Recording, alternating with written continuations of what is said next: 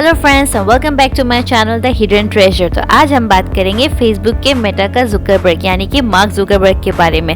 तो इस वीडियो को लास्ट तक देखना ना भूलें। मैं आपको मार्क जुकरबर्ग के बारे में बहुत सारी इंटरेस्टिंग सी बातें बताऊंगी और ये भी बताऊंगी कि इतना कम समय में वो इतने जल्दी बिलियनियर कैसे बन गए। तो प्लीज़ मेरे चैनल को सब्सक्राइब करना ना भूलें एंड प्लीज़ इस वीडियो के एंड तक ज़रूर देखें। मार्क जुकरबर्ग एक ऐसे इंसान है जिसने दुनिया में उन ऊंचाइयों को छुआ है जहां तक पहुंचने के लिए एक आम इंसान के लिए मुश्किल ही नहीं बल्कि नामुमकिन है। वो इतने इंटेलिजेंट थे कि उनके क्वेश्चंस का जवाब देना उनके टीचर्स को भी मुश्किल होता था। मार्क को बचपन से ही कंप्यूटर्स का बहुत शौक था, जिसकी वजह से वो छोटी सी उम्र में ही कंप्यूटर प्रोग्रामिंग लिखते थे। उनके पिता उनके प्रोग्रामिंग लिखने में उनका पूरा हेल्प करते थे। मार्क जब 12 साल के हुए तो खेल खेल में उन्होंने एक मैसेंजर बना डाला जिसका नाम उन्होंने जकनेट मैसेंजर रखा।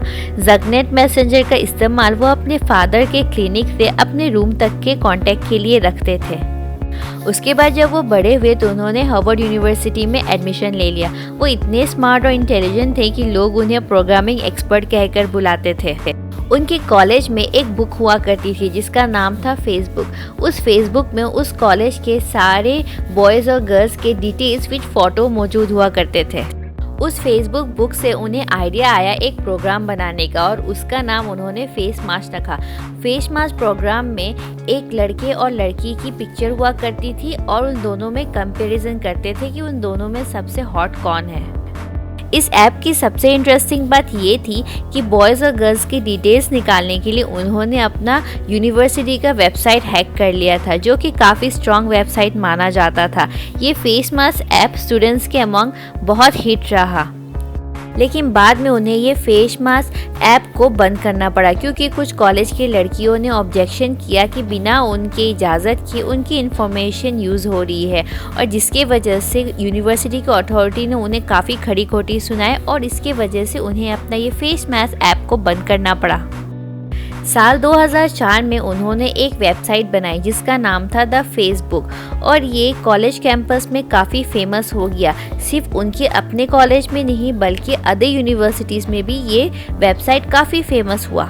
जब उन्होंने अपनी ये फेसबुक ऐप की पॉपुलैरिटी देखी तो उन्होंने सोचा कि ये अपने फेसबुक में ही करियर बनाए और उन्होंने कॉलेज से ड्रॉप आउट कर लिया। उसके बाद उन्होंने अपने दोस्तों के साथ मिलकर अपना पूरा वक्त इस ऐप को दे दिया ताकि वो और लोगों को इस फेसबुक अकाउंट से कनेक्ट कर सके, वो भी world wide. By 2011 it became world's biggest website. जब उन्होंने ये फेसबुक ऐप बनाया तब उनकी उम्र सिर्फ 19 साल की थी।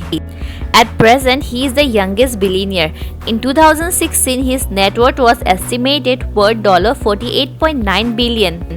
जब वो कॉलेज में थे उन्होंने एक प्रोग्राम बनाया जिसका नाम था course match, which helped the students to select the program of their choice. साल 2011 तक Facebook world's largest digital platform बन गया और उस पे 350 मिलियन से ज़्यादा लोग जुड़ गए और सिर्फ अपने मोबाइल फ़ोन से। साल 2012 में फेसबुक ने अपनी IPL ऑफरिंग की। 421 मिलियन शेयर्स को प्राइवेट इन्वेस्टर्स को दिया $38 में।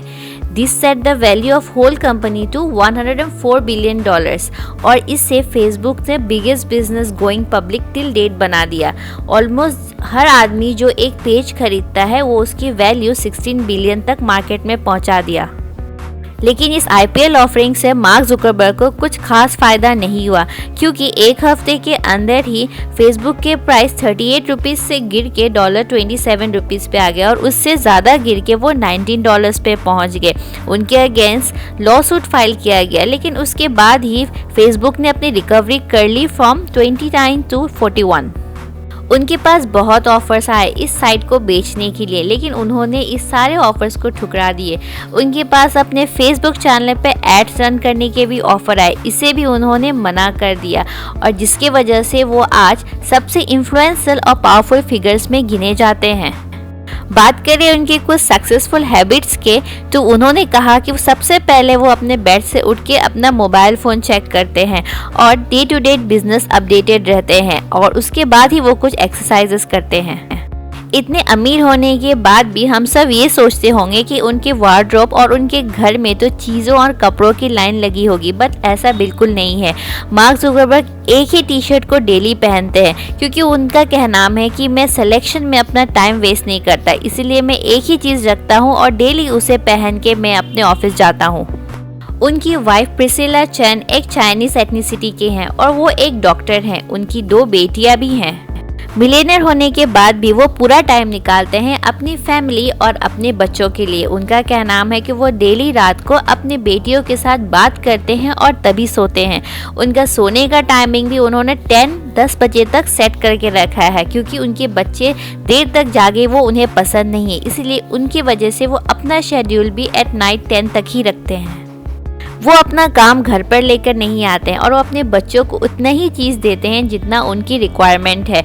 उनके घर में भी कोई मेड नहीं है, उनकी वाइफ खुद खाना पकाती हैं और वो अपने बच्चों को भी बेकिंग और कुकिंग जैसी चीज़ों में इंटरेस्ट दिलाते हैं। इतना मिलियनर होने के बाद भी वो इतना डाउन टू अर्थ है कि इन चीज़ों पर यकीन करना मुश्किल है, लेकिन ये फैक्ट है।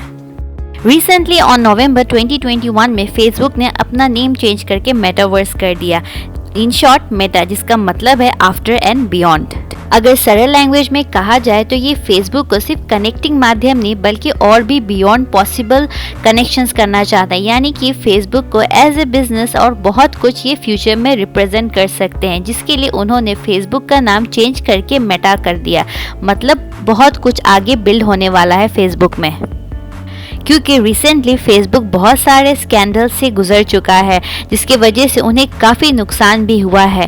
फेसबुक पे ये इल्ज़ाम भी है कि उन्होंने 2020 के यूएस इलेक्शंस भी हैंडल किया है। इसका मतलब है कि फेसबुक पे काफ़ी सारी एलिगेशंस लग चुकी है और इन शॉर्ट अगर ये कहा जाए तो हो सकता है कि ये फेसबुक का नाम एक क्लियर करने का भी तरीका हो।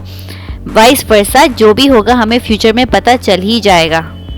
फिलहाल तो हम मार्क जुकरबर्ग के बिजनेस आइडिया से बहुत ही ज़्यादा प्रभावित है। वो इतनी कम उम्र में इतनी ज़्यादा सक्सेस और तरक्की कैसे कर लिए, उनके सोचने का अंदाज कितना अलग है और इतने मिलियनेयर होने के बाद भी वो इतना डाउन टू अर्थ कैसे हैं। अगर आपको मेरी ये वीडियो पसंद आई है तो प्लीज़ लाइक, सब्सक्राइब और शेयर करना ना भूलें और प्लीज़ वेट करें मेरे नेक्स्ट वीडियो का। तो please do like and subscribe my channel.